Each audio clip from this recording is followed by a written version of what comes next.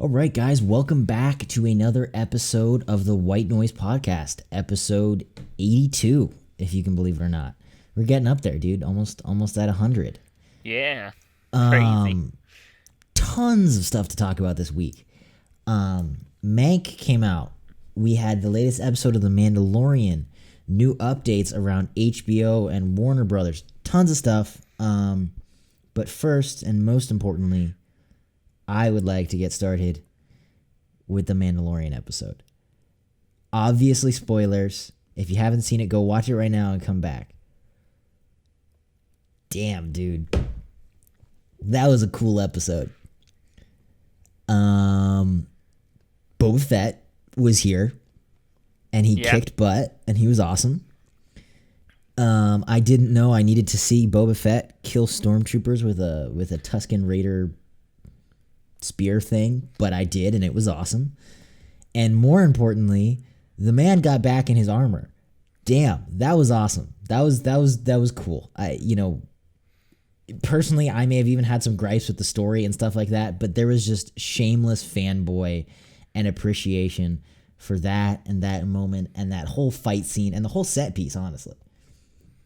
Yeah, I thought it worked really well the way that it was all tied together, and I thought honestly when last week when Ashoka said that you went to the stone, I thought, okay, we're going to take forever to get there, but no, they went right to it and got it taken care of, and he called out to a Jedi. We still don't know who. Who do you think? Do you think it's going to be Luke? Is it going to be anybody? Do we have any theories? Honestly, only because we're getting a spin-off, my guess is Obi-Wan, but I could be so off on that. Well, no, because he's dead by now. This is after the original show. Shit, you're right. Okay, well then in that case, I honestly so it's have got to no be idea. Luke, right? Like who else? Like we don't know of any other Jedi who are alive. Not really at this time, yeah. Unless there's people from Rebels. I don't really know. I don't know the characters from Rebels too well. No, I mean neither. But yeah, I love the way it was all put together. And the title alone kind of lets you know what's going to happen. But I like the setup as far as the... I can't tell whether the title is like genius or just really lazy. Kind of both. Some shit goes down in this episode. What are we going to call it? The tragedy. The tragedy. Oh, it's genius. That was my first thought on it. I was like, okay, tragedy, one of two things can happen here, and one of them does. But yeah, I really like the direction that they went. Robert Rodriguez filmed the episode. Who's he? I recognize the name, but I didn't know what he's done. Sin City. He's worked on Dusk Till Dawn. Okay. Spy Kids. So he has a very long history in Hollywood. Isn't he coming out with something on Netflix? I believe so, yeah. He's done a couple projects. I don't know what he's up to now, but obviously this show. But I thought it was really well put together. The choreography was fantastic. I thought that all of that worked really well, and to me just kind of felt in the moment, which I liked a lot. I liked the fact that Boba Fett finally got his armor, and then the Mandalorian ship blows up. I feel like it would have been such a waste for the ship to just go without any sort of like redemption on that. I'm glad he got it and then it blew up. Which we don't know where we're going from there, but I don't mind it. Yeah, I'm cautiously optimistic about the Mandalorian Boba Fett team up. I'm not gonna lie, the other bounty hunter, I'm just not a big fan of. I don't know if it's the acting. Okay. I don't know if it's because there's no backstory. I'm not a huge fan of hers. I'm gonna be a real picky fanboy about this because I love Boba Fett. I also don't know how willing Boba Fett would be. First of all, to team up with her. It's like the team with the Mandalorian is kind of believable, I guess, but with her, it's kind of like, well, I really don't see why he would care about anyone like that necessarily. Yeah, it could just be him being sort of a good Samaritan, but there's no real connection. There might be later, but as far as what we see now, other than the preview for last season, we don't really know much about her. Yeah, it's funny. It seeing Boba Fett in action almost reminds me how lame the Mandalorian is. And I know everybody's gonna get mad about that, but it's like you see Boba Fett and he's got all his cool weapons and shit. Like he barely has his armor. And I was watching and I was kind of annoyed. I was like, all right, like give him his armor. I want to see him in his armor. This is like classic Boba Fett. And he gets his armor and he like completely just wrecks in like 15 seconds, like uses all of his weapons. It's super cool. There's this one shot where he uses like the ion cannon in his arm piece and like shoots the stormtrooper. It goes flying backwards like 8 feet. I was like, oh, it's super cool.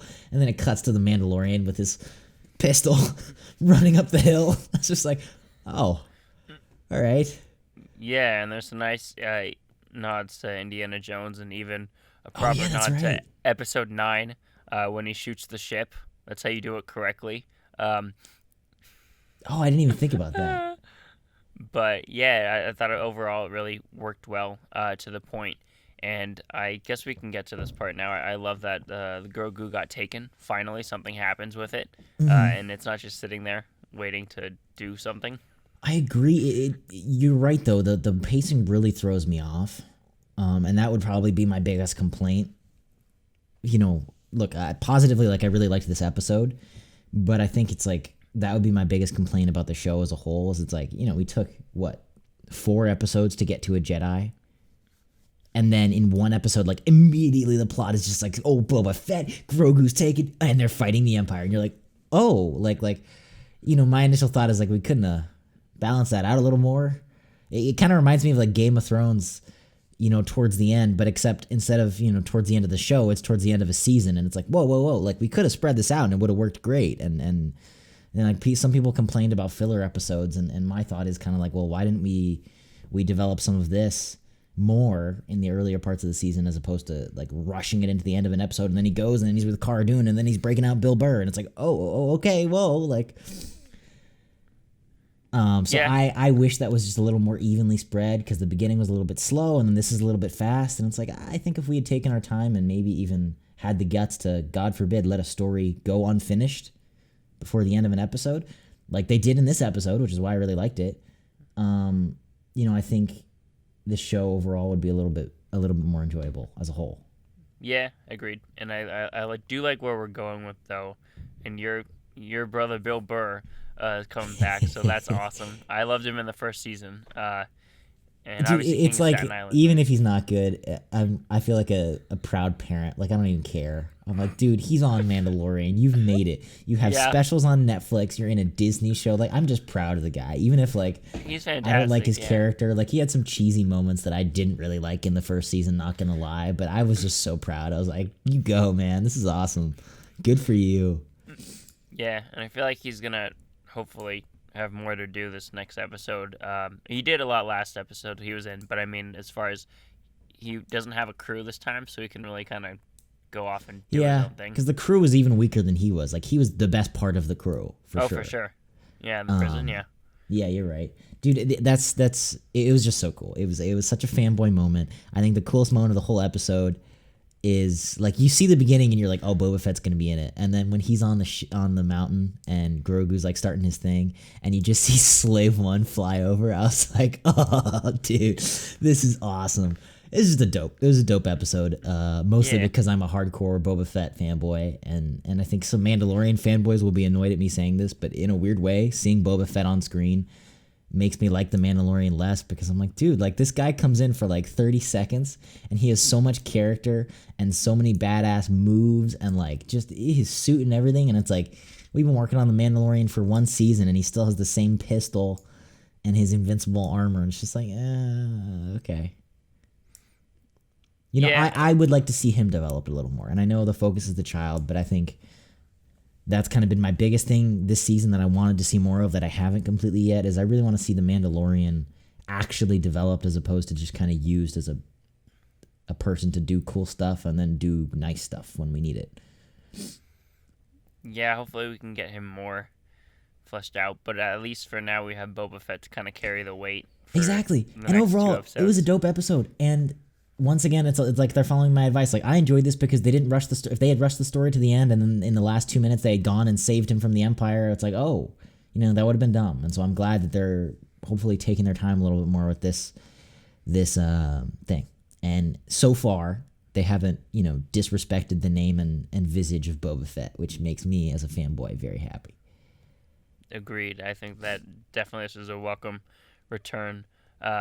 done properly as far as the introduction. And yeah, some time, but then they fully went in with it on this episode, and hopefully we can expand, especially with them working together. Like you said earlier, I think will be a nice balance for both of them. Yeah, hopefully. So we'll see. We will see, but I'm excited. Tell us what you guys thought about that. And then David Fincher, man, coming through, doing his first Netflix original, I think. Netflix is going in, dude. Netflix is it is really the battle of the streaming services, and I want to get to that a little bit later because Netflix, HBO, dude, everybody, it is going down. But I do want to talk about Mank. It just came out, I think, 2 days ago. Gary Oldman, Amanda Seyfried. I always say her last name wrong. Seyfried. One of them. Amanda S., the girl from Les Mis. Anyway, starring them. Obviously, we want to talk spoilers. It was kind of a throwback movie to old Hollywood, like true old Hollywood, black and white. The way it was filmed was very reminiscent of some of those old movies. The look, the way the lights glowed, the cigarette burns in the corner of the film, everything, the little fuzz on the film screen, everything about it. My biggest take out of it, honestly, is I feel like I need to read up on history. Like, that was the biggest thing for me, is I was like, wow, maybe I really don't know enough about movies and I need to learn more about movies.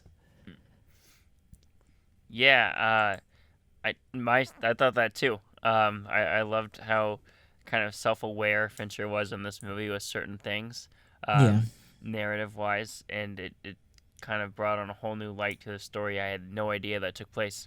I didn't either. I mean, it makes me more interested in Citizen Kane, because Citizen Kane is one of those movies. So I think I didn't even know this going into the movie because I didn't really want to know anything. But it's basically about Mankiewicz. I don't even know what his first name is. Herman Mankiewicz, the main character, who is essentially the screenwriter of Citizen Kane, which apparently, I didn't realize this, was an incredibly controversial film for the time. Mm-hmm. I just know it's been like the film baby that everybody talks about, and it's kind of obnoxious how much they talk about it. And I've always been like, wow, it looks really long, and I'm sure it's good, but Breaking Bad. I know. So it does make me want to watch it more. I like I said, the biggest thing that I felt bad about is I got lost in the names, and then they used a lot of acronyms for everybody. So like, oh, JW and CU and XZ and ZR, and I was like, who the fuck is that? Okay, crap. And I was like trying to kind of keep track of everybody, but it was interesting. Like I said, I kind of had this urge to watch like a video essay kind of breaking down the history so I can understand it more. And I definitely want to watch Citizen Kane now. I'm a lot more interested in it.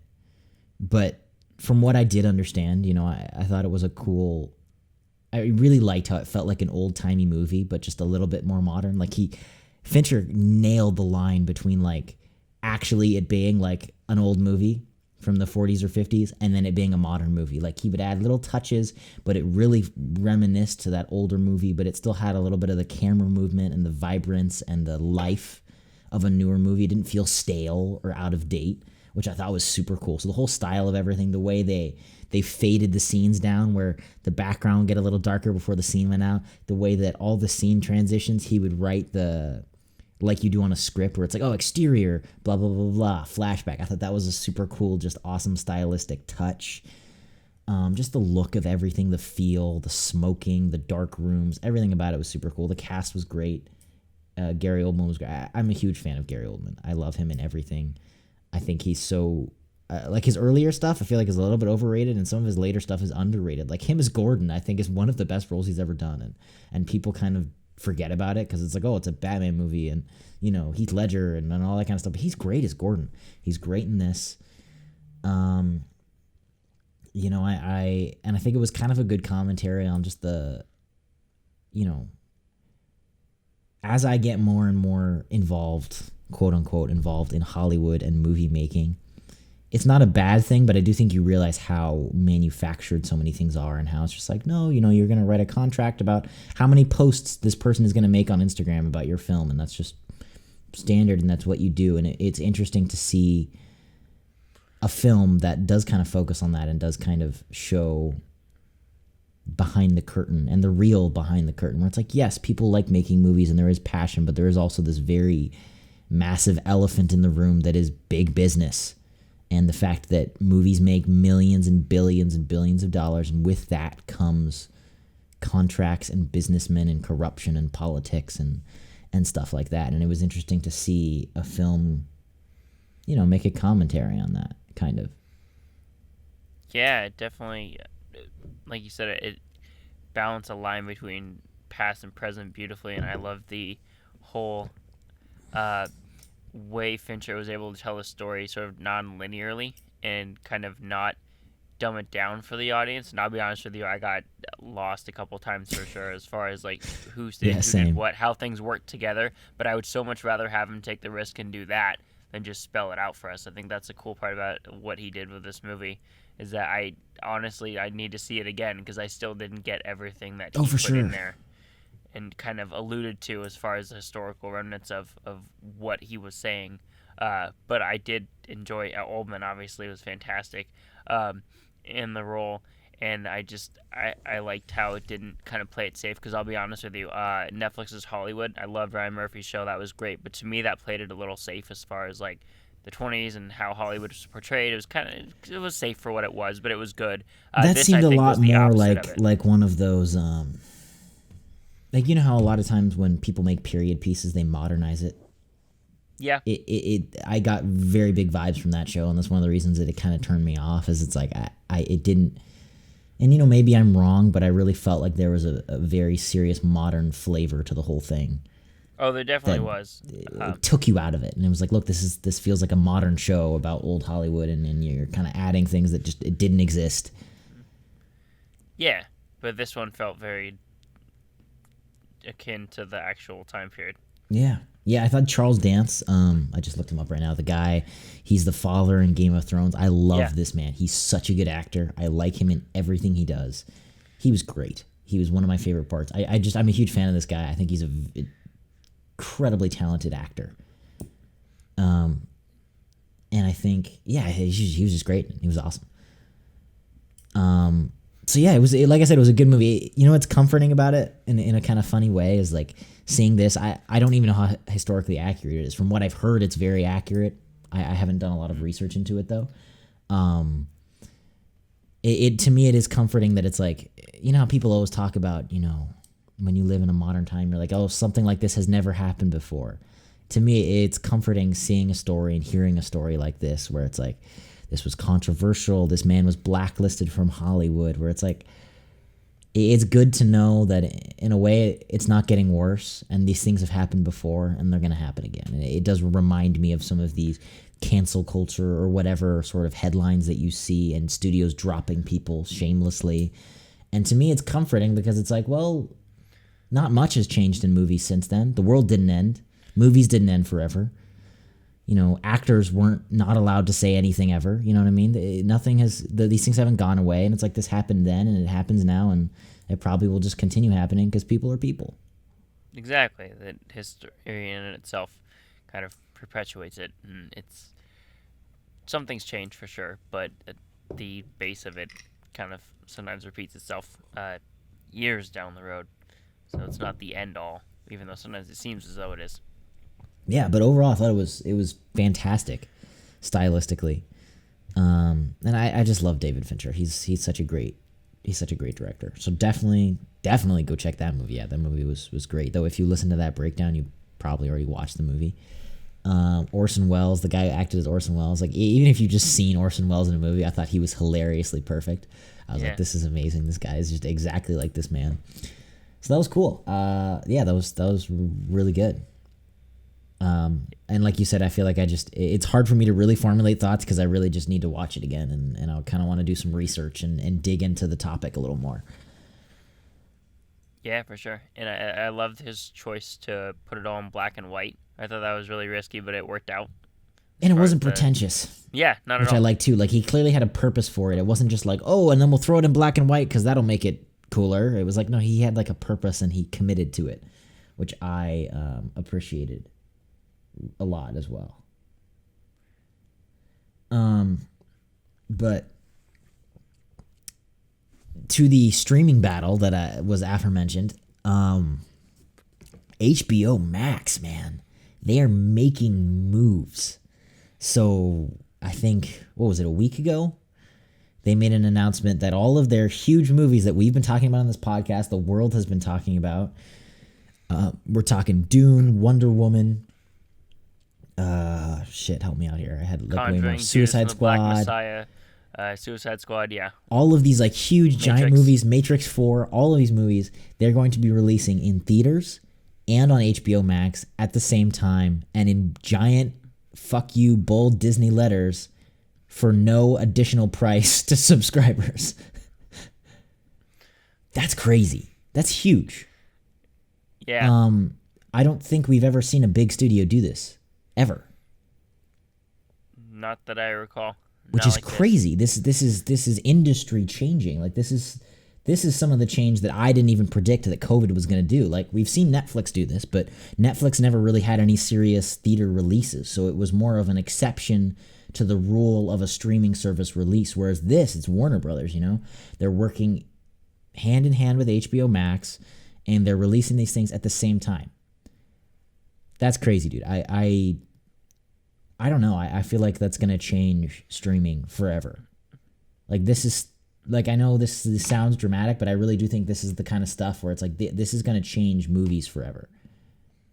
And I don't know if it's going to be good or bad, but these are the kind of moves where it's like, this company is huge. You know, next to Disney, they're probably one of the biggest, if not the second biggest movie company in the world. And they're doing this. You're like, what's next? Who knows, man? This has been an insane move on their part. And I think, honestly, for the next year, it's going to be beautiful and pleasant. We're going to get all these gifts, and it's going to be awesome. But then going forward, it's going to be a super complicated, not mess per se, but it's going to be a super complicated situation that they're going to have to try and justify as far as going forward. What do you mean by that? Well, because the theaters and the studios depend on each other, right? As far as, like, at least until now. And so in order to get, like, a Godzilla vs. Kong, that obviously costs a shit ton of money, and you get that by going to the theater and paying X amount to box office numbers. And so a lot of these films that they're putting out are those big budget, giant A-list films, but you're not going to make that back on streaming, at least not this way, especially.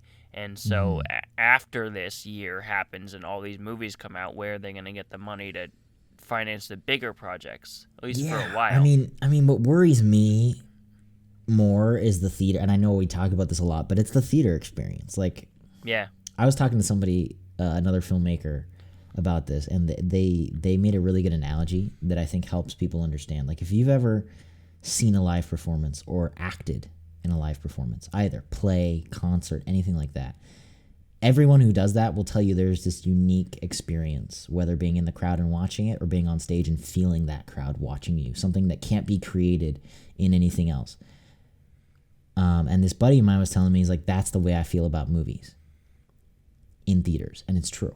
I'm the exact same way. There is a feeling, there is a connection, there is a experience that you can't attain anywhere else, in any home theater, in anything. It's like, no, it doesn't matter. I don't care how comfortable I am. I don't care how big the screen is. I don't care how big the speaker is. The fact is I'm here in a room with 100 other people. I don't freaking know them. They don't know me, but we're watching this movie. We're watching it together. And when something bad happens, you feel everybody go, oh no.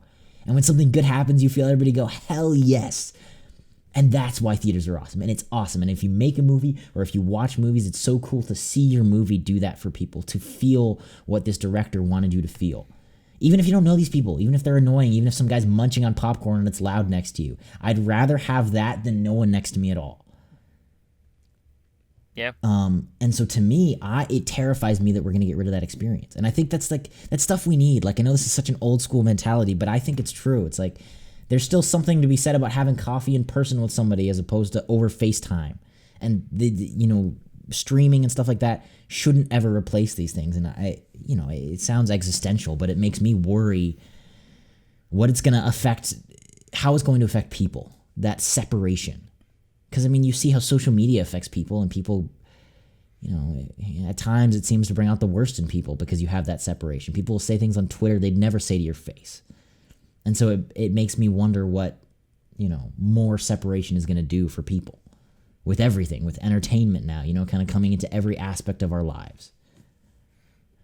Yeah, as far as people getting used to that experience. That's my greatest fear is we do this year, we have this happen, and then people are like, oh, well, you know, I can just do it at home. That's it. Bye. And then the pocket of us who like want to go back to the theater won't be enough to revive it or keep it going.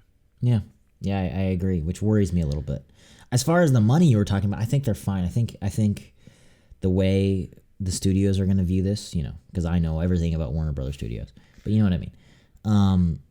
I think for them it's an investment, because the thing that you do have with a streaming service is that you're going to be making money no matter what. So it is a long-term investment, but what it does is it avoids the high-risk, high-reward factor of movies, which is, yes, you don't have billions of dollars from Wonder Woman, but you also don't have that trashy, little movie that you made that made no money or failed in the box office, because you're always going to have that consistent paycheck. And so I think what it does is it steadies out eventually. Now, right now it's an investment because I think initially you'll be losing a lot of money, but I think the idea behind it would be that eventually you get to a point where you can rely on this income consistently, whether you make a good movie or not.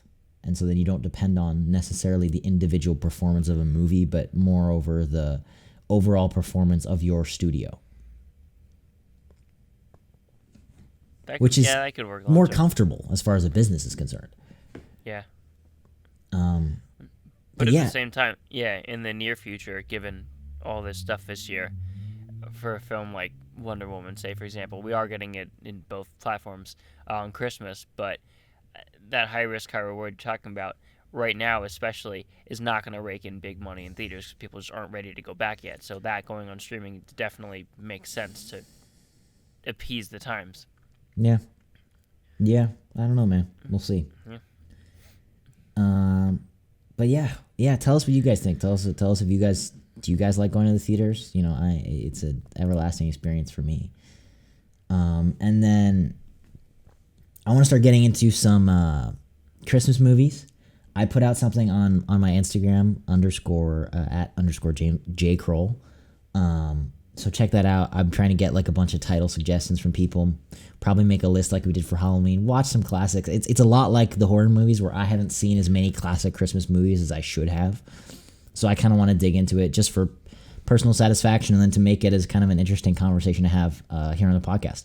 So go follow me on Instagram. Go follow the White Noise Podcast on Instagram. It's all linked below here just so we can kind of have a little more of an interactive experience so that, if you really don't want to hear me talking about Mank, you can tell me to shut the hell up and talk about whatever Christmas movie you want. I want to do that. I think that could be cool. So go follow us there. Go check us out. I'm going to try and kind of make all of that more engaging and engage with you guys more. And then let us know what you think in the comments if you don't want to do that. If you're lazy, if you don't like what we're talking about, or you do like what we're talking about, you got opinions, Mandalorian, Mank, Netflix, HBO, everything. Say it. Let us know. Review it. Check it out. The whole shebang. Like, subscribe. You guys have heard this a million times. You know what it is. Thank you so much for listening, guys. Happy holidays. I'm allowed to say that now, right? Are we getting close enough? Technically, yeah. Happy holidays. All right. And we'll see you guys next time.